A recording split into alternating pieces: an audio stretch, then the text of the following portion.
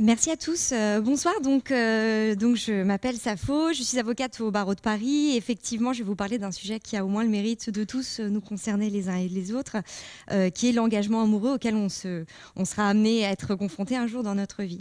Alors, la première question qu'on peut effectivement se poser, c'est un avocat qui divorce les gens toute la journée et qui vient nous parler de l'engagement amoureux.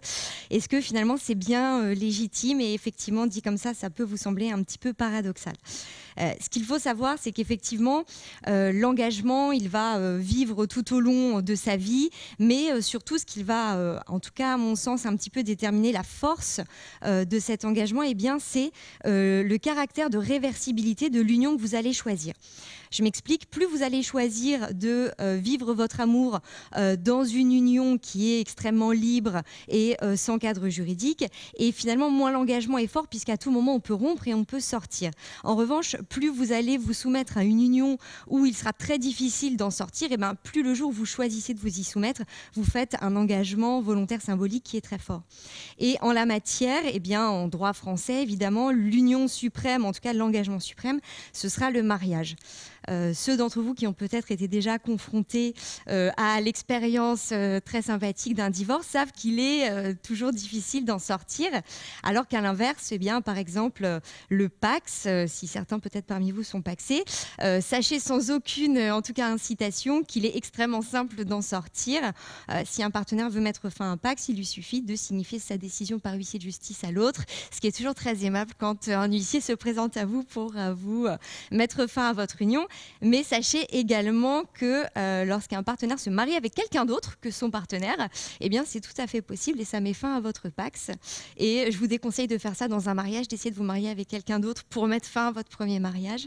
Ce serait de la polygamie, évidemment, et c'est strictement interdit. Alors moi, je vais vous parler donc ce soir, effectivement, principalement du mariage, parce que c'est là qu'on va sacraliser vraiment la question de l'engagement.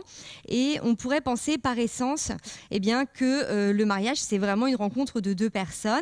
C'est leur bonheur, c'est leur amour, et que l'engagement, il va avoir lieu qu'entre deux. Et c'est totalement inexact, puisque en fait, l'État français, la loi française vont avoir un rôle vraiment déterminant, et l'engagement, il sera tripartite, et ce sera d'ailleurs presque même la partie la plus forte dans l'engagement, puisque c'est l'État français, la loi française, qui va dicter vraiment toutes ces conditions sur l'engagement qu'est le mariage. Alors, on pourrait effectivement se dire que eh bien, le mariage, c'est un mariage d'amour aujourd'hui, c'est le bonheur absolu. Toutes les théories individualistes, tous les kiosques à journaux devant lesquels vous passerez vous diront qu'on fait des très belles couvertures sur l'épanouissement personnel. Ça n'a évidemment pas toujours été comme ça, et d'ailleurs, on estime qu'en 1950, soit une époque qui est quand même pas très lointaine, eh bien, seul un mariage sur 5 était un mariage d'amour. Donc le mariage d'amour est vraiment extrêmement récent. Au Moyen-Âge, le mariage, il n'y avait aucune notion d'amour, on scellait une tribu, une alliance, une stabilité politique, éventuellement c'était des accords financiers, et en contrepartie de quoi, eh bien, la noblesse française se permettait de répudier ses épouses à tout va au fur et à mesure qu'on avait besoin de sceller un meilleur accord. Ce qui va vraiment changer complètement le visage du mariage, c'est la montée en puissance de l'Église à la Renaissance. Le mariage va devenir vraiment un sacrement. D'ailleurs, à cette époque, le mariage civil n'existe pas, il n'y a que le mariage religieux. Et déjà, on entre dans ce trio, ces trois parties, le couple, mais il y a l'Église, il y a Dieu. Et comme c'est un sacrement, eh bien, on n'en sort pas comme ça. On a un engagement aussi envers Dieu. Et à cette époque, évidemment, eh bien, le mariage est indissoluble. D'ailleurs, même si le mariage civil, lui, est instauré en 1792, donc c'est vieux, eh bien, jusqu'en 1884, sachez qu'on ne pouvait pas divorcer. Le divorce était strictement interdit. Alors évidemment, les choses ont beaucoup évolué, mais on pense souvent que le divorce, s'est libéralisé il y a déjà un certain temps. C'est assez faux, en fait, puisque les deux vraies grandes réformes qui ont libéralisé un petit peu le divorce, c'est 75, la première, la loi VGE, mais c'est surtout 2004, une loi entrée en vigueur au 1er décembre 2005, donc c'est extrêmement récent. Et il faut savoir que, par exemple, jusqu'en 1975, on ne pouvait pas divorcer par consentement mutuel.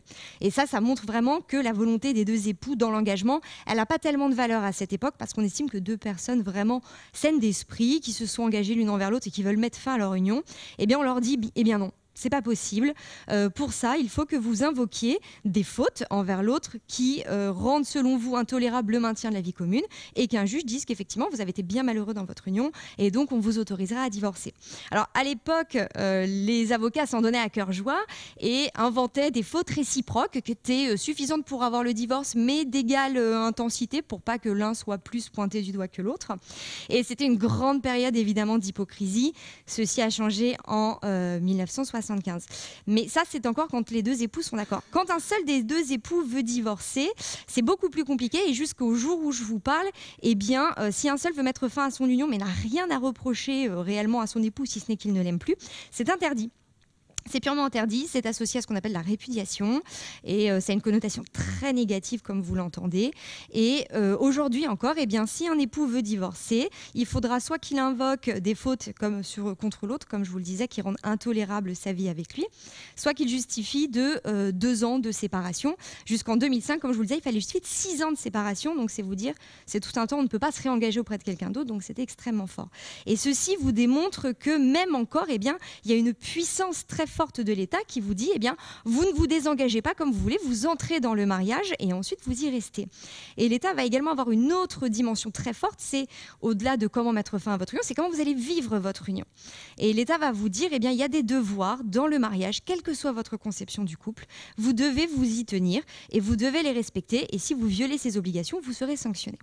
Alors, ces devoirs, ce sont les mêmes, ce sont ceux que vous entendez à la mairie tous les ans quand vous allez à un mariage, la fidélité, le secours et l'assistance et la vie commune. Alors, ceci veut typiquement dire que si vous avez une vision extrêmement libérale de la fidélité, si vous êtes un peu libertin et que, ma foi, votre époux, votre épouse ne le vit pas si mal et l'accepte, eh bien, un jour ou l'autre, ça pourrait se retourner contre vous, puisqu'on ne peut pas contourner de quelque manière que ce soit, eh bien, l'obligation de fidélité, ce qui est quand même extrêmement important. Alors, tout ça a l'air comme ça un petit peu textuel, et en fait, à un moment, on peut se poser la question de l'amour. L'amour, ça ne fait pas partie des obligations du mariage. Et ce qu'il faut savoir, c'est qu'on est même allé plus loin. Au mois de novembre dernier, la Cour d'appel de Paris nous a rendu un arrêt pour nous dire que eh bien, une épouse avait publiquement déclaré qu'elle n'aimait plus son époux, et bien que ce n'était pas une faute parce que l'amour ne fait pas partie des obligations du mariage. Bon, par ailleurs, elle avait quand même eu des relations extra-conjugales diverses et variées qui ont fait que le divorce a été prononcé à ses torts. Mais en tout cas, c'est quelque chose à retenir. Eh bien, la notion d'amour est totalement déconnectée, décorrélée de l'engagement textuel tel que je vous l'énonce. Alors évidemment, les tribunaux ont quand même une appréciation, une sanction de moins en moins forte et une vision un peu plus libérale. Par exemple, dans l'arrêt dont je vous parlais il y a quelques secondes, le mari, lui, parce qu'il n'y avait pas que la femme qui était fautive, le mari, lui, avait proposé ouvertement à une amie de sa femme devant elle de se revoir et ceci n'avait pas été considéré comme une faute, même si la fidélité est un devoir important. Donc vraiment, on a une vision de plus en plus ouverte sur l'interprétation des devoirs du mariage et on est de moins en moins sanctionné. Alors ceci, pourquoi est-ce qu'il y a une telle protection de l'État? Pourquoi l'État vient vous dire comment vous devez vivre votre couple qui est par essence privé?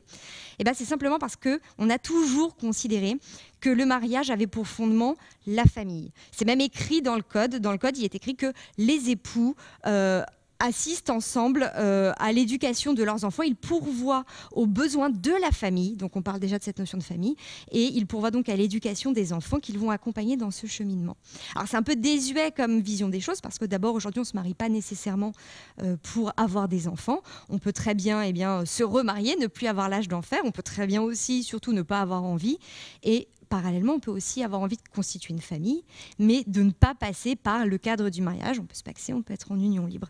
Alors, d'un coup, finalement, l'État français s'est rendu compte de ça et a constaté qu'en plus, il y avait un vrai désamour pour le mariage ces dernières années. Entre 2005 et 2015, c'est moins 18% d'union, ce qui est quand même assez fort. Et puis, l'émergence donc du PACS et du concubinage qui ont été officialisés dans le Code en 99 ont fait une vraie concurrence à ce type d'union. Et on s'est dit qu'il fallait peut-être repenser un petit peu les choses puisque cette finalité très très stricte d'un mariage où on va tout vous contrôler et vous ne pourrez en sortir que difficilement, ça déplaisait aux gens, il y avait un vrai désamour. Et ceci m'emmène finalement à la réflexion que tous les professionnels du droit se sont faits vers l'évolution sur laquelle on va, c'est qu'aujourd'hui, vraiment la vision idéale de l'engagement amoureux, c'est de pouvoir le rompre à un moment, pas n'importe comment, pas n'importe quand, mais de pouvoir en sortir.